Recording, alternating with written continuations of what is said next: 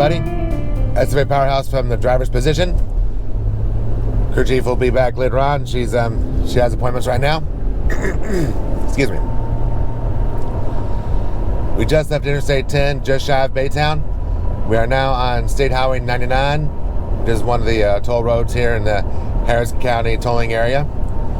More about that in a minute. I was thinking there's a lot of donut Kolaches shops around Southeast Texas, and there would be quite a few around Port Arthur. So just went on over there, grabbed myself a few Kolaches and a cup of coffee, and I already had that, so apparently it's still settling in. So sorry about that.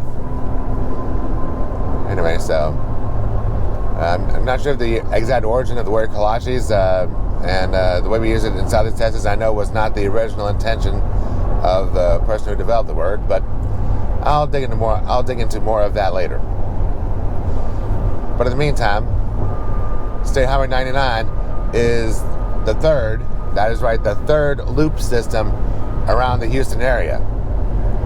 The first one was 610, that's closest to downtown. It's now called Interstate 610. That's a free highway, so no tolls there. The second one is Beltway 8, also known as the Sam Houston Tollway, which is a lot bigger, and it is tolled all the way. Now, and then we got this one, State Highway 99, which actually is beyond Baytown. Let me put it this way. We haven't gotten to Baytown yet on this loop, and it goes a ways away. But this is one of the ways I take to San Jacinto, but I'm not going there today. I'll tell you more about where I'm going later. So the State Highway 99 system is not fully tolled. There are some areas that go right by residential districts that are not tolled. But this little stretch on the east side of I-10 going south towards Baytown and LaPorte and San Jacinto, yes, this is tolled. And, about 20 to 30 years ago, you would have toll takers taking up tolls at every crossing. It could be as little as 50 cents or as much as $1.50, give or take what the time of day and what the traffic is. But those jobs are gone now because it's all taken over by camera and computer scanners, which are, I see one coming up right now. State Highway 99 was part of the Tex Tag toll system, but is now managed by the Harris County Tolling Authority, better known as Easy Tag. So as you see right now, we do have a camera and computer scanner right now. When we pass under it, it'll detect our weight, and then it'll take a picture of our license plate in our car, and also verify that our chip, the Tex Tag chip, which is still good, that we're here, and the toll is $2.20 today. So done. All right. And by the way, I don't go to Houston or Baytown every single day, so obviously I don't use a Tex Tag every day. But as long as you have an active credit card on the Harris County Tolling Authority website, you're fine. You're fine. You're good to go. So and those stickers are easy to get. I got mine online, so you can get yours online. Just make sure the sticker number lines up with the license plate on your car, or it will not work, and you will get penalized. And also, if you don't have a sticker at all, the law enforcement will get onto you. So do not give the police or state troopers around here any reason to get to you. All right? Anyway, that's enough about that. As you can see, it is overcast. A full blanket of clouds right above us. And bear in mind, this is the first weekend of December. So we have had a couple of cold fronts come through, and we've had a fair bit of rain. So we're no longer in a drought here. And I know some burn bans in some counties have been lifted. So again, this is a Saturday morning on the first weekend of December, which most times that falls around December 7th. And as you've probably seen a couple times on my channel already, particularly on my shorts venues, on my shorts videos, I always remember the attack of Pearl Harbor that happened on December 7, 1941. But going back to why I'm going through Baytown here and avoiding the south side, the east side, and the south side of Houston altogether. Well, actually, my destination is not Baytown or Houston. My destination is Galveston. Yes, the island of Galveston. What's going on there is that at Seawolf Park, every December 7th or around December 7th, the veterans of foreign wars, VFWs, and other organizations come together to have a memorial service in honor and remembrance of Pearl Harbor. They've done this for many, many years, and to me, any excuse to go to Galveston Island is always a great excuse by me, especially to honor the greatest generation that the United States of America has ever seen.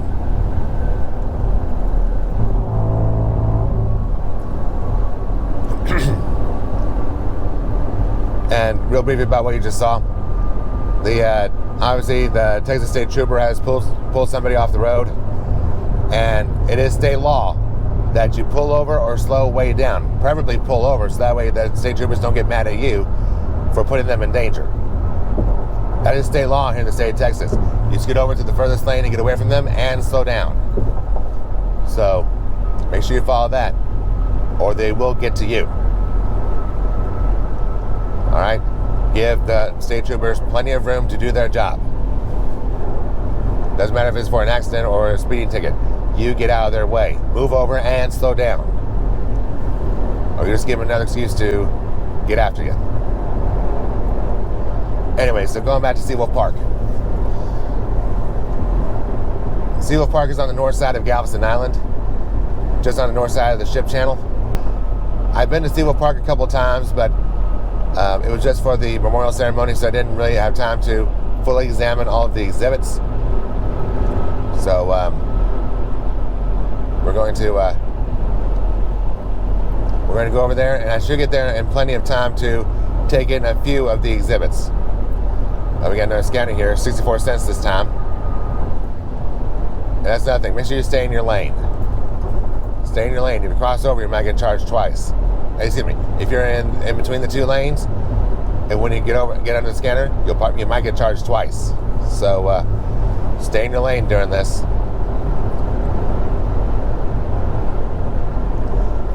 Anyway, now usually when I go to Galveston, I would go down through Winnie, through High Island and Port Bolivar, the Bolivar Peninsula, and take the ferry over to Galveston.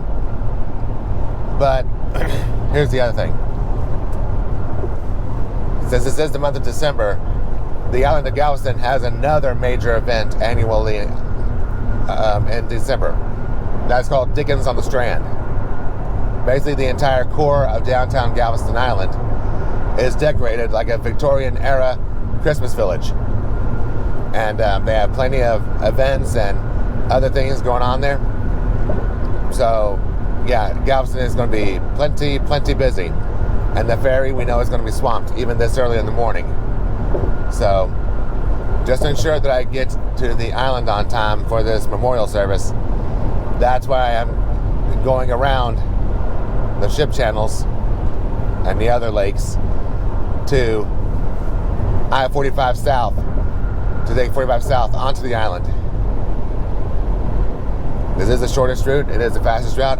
Do I wish it was not told? Yes, it was, but you know, it is what it is. And I'll be honest with you, there are parts of the State Highway 99 project that are not fully completed yet. So let's see how that goes. Coming into view is the Fred Hartman Bridge, which, as you know, takes us right by San Jacinto. I don't remember going to see a cool view of a crystal clear view of the San Jacinto Monument, excuse me. Plus, with the overcast and the mist out here, might not be the best day to see it. But we'll see what happens. So we got another scanner here, 66 cents on this one. it looks like these are constant, because if the rates fluctuated during the day, it would be on a digital board, not a manual analog board right there. But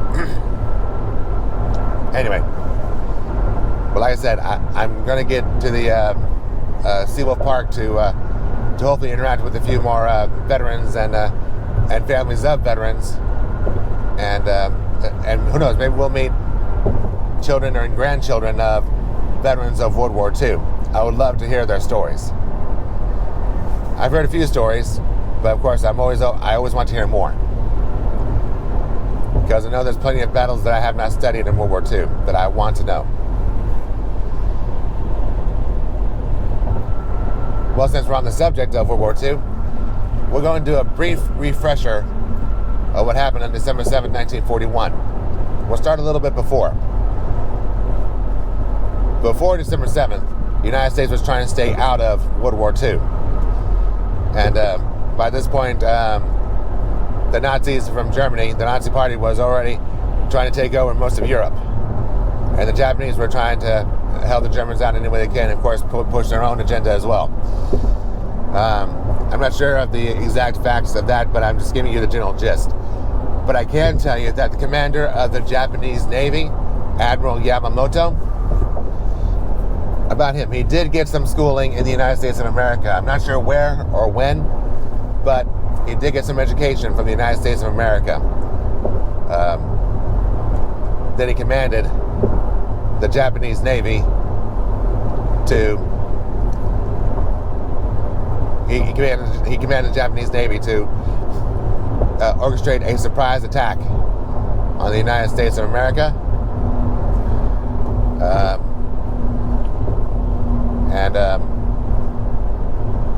I'm not sure of the political ramifications of that, and I don't want to say anything that's wrong. And it's kind of hard for me to remember the exact facts while I'm trying to drive at the same time. So I'm just going to try to keep it as simple as possible.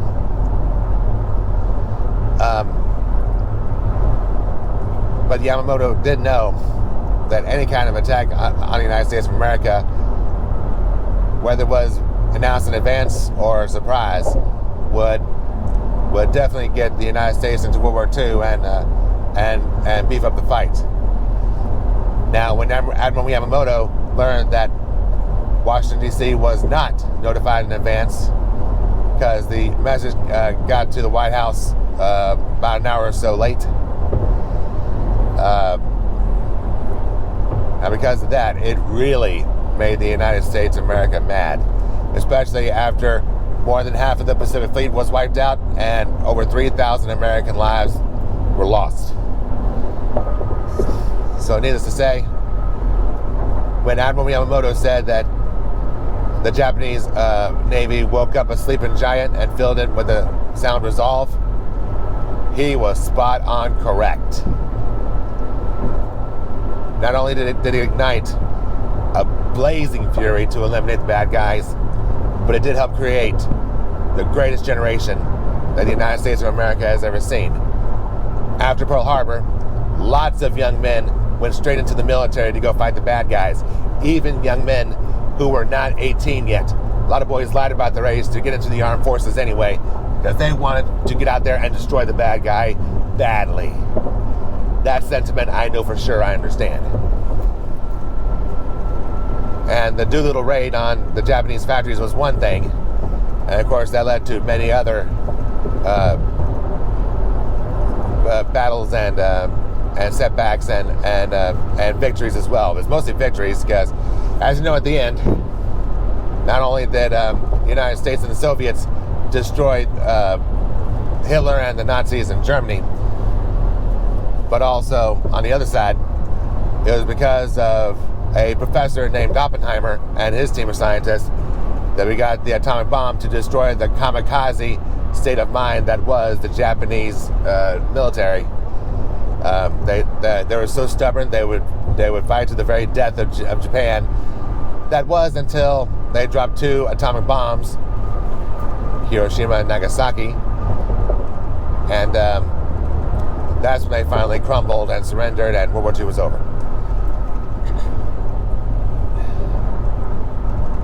As you know, the United States of America, when the Soviets and the States and the Allies, oh yeah, as well as the Allies, duh, you can't forget our allies in the United Kingdom, sorry about that. When they destroyed Nazi Germany, that was called VE Day. They took back Europe. And of course, after we dropped the atomic bombs over in Japan, that was VJ Day. So you wonder about VE Day or VJ Day? Talk to any American who loves their history, and you'll know exactly what we're talking about. Anyway, so again, SFA Powerhouse will, when SFA Powerhouse has time, we will always spend time with the veterans to help them out, hear their stories, and hopefully learn a thing or two. That's what I do. You know, the more you talk to veterans and descendants of servicemen, man, you'll be amazed how much you learn. You'll be amazed. Not just about how they fought and why they fought, but just learn of the real, true spirit that is the United States of America, the greatest generation that this country has ever seen. So, and like I said, with Dickens on the Strand, if I do come across some great decorations or exhibits around the downtown area before or after the event, you know, maybe I'll share it on the SFA Powerhouse channel. So keep an eye open. And I should get to Seawolf Park early enough for me to get more close-up exhibits of Seawolf Park before and maybe during and maybe after the event. We'll see what happens. So again, keep an eye out on SFA Powerhouse for more shorts from these areas that I visit. And as always, SFA Powerhouse is always unapologetically American. If you love America, want to fight for her interests and fight for her sake, then you're a buddy of mine. Come along. I really hope you enjoyed this podcast, and I really hope you enjoyed this discussion. God bless all of our troops, past, present, and future. God bless all of our sailors, all of our servicemen and women, past, present, and future. And for the greatest generation that this country has ever known, we love you, we respect you, we admire you, and we will always want to know your stories.